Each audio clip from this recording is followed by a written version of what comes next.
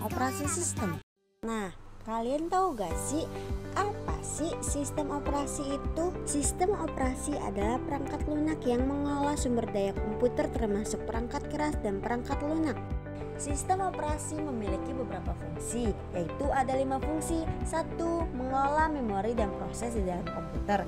2. Memungkinkan penggunaan berinteraksi dengan komputer secara efisien. 3. Mengontrol semua aktivitas yang dilakukan komputer. 4. Mengawasi siapa saja yang dapat masuk ke dalam sistem komputer. 5. Mengatur perangkat keras dan perangkat lunak yang terhubung. Dan selanjutnya di sini ada sistem operasi komputer.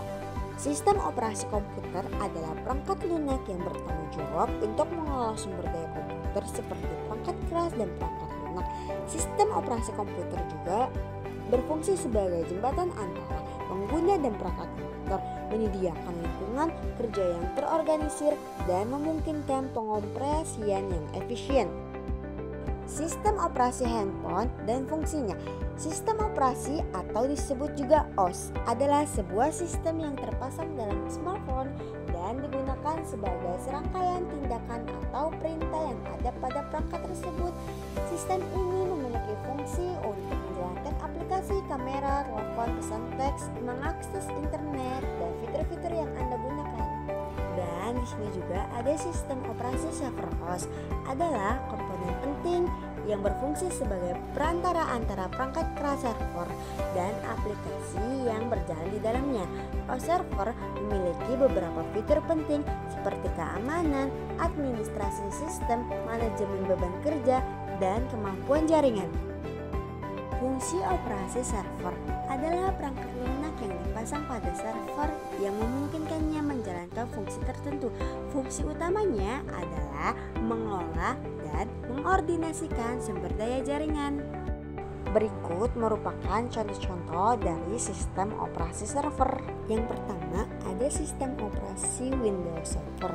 Kelebihannya antarmuka user friendly, kompatibilitas ekosistem Microsoft, dukungan komersial. Kekurangannya ada biaya lisensi, kerentanan keamanan, dan kinerja untuk beban tinggi. Kedua ada sistem operasi Mac OS Server. Kelebihannya ada desain yang elegan, integrasi dengan Apple, stabilitas. Kekurangannya tidak cocok untuk server besar, ekosistem tertutup, dan dukungan berkurang.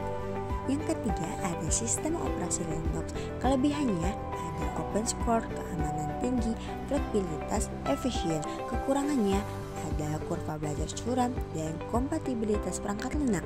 Yang keempat ada sistem operasi Unix. Kelebihannya ada stabil dan andal, keamanan tinggi, skabilitas. Kekurangannya ada kompleksitas, biaya, dan komunitas lebih kecil. Yang kelima sistem operasi DOS. Kelebihannya ada ringan dan sederhana. Kekurangannya kuno dan keamanan rendah. Yang keenam sistem operasi Chrome OS. Kelebihannya ada ringan, keamanan tinggi, integrasi Google. Kekurangannya ketergantungan internet dan kompatibilitas terbatas. Yang ketujuh sistem operasi iOS. Kelebihannya keamanan tinggi, kinerja stabil, ekosistem Apple. Kekurangannya terbatas pada perangkat Apple dan tidak open source. Yang ke-8 ekosistem Android. Kelebihannya ada open source, kompatibilitas luas, ekosistem luas. Kekurangannya ada keamanan lebih rendah dan fragmentasi.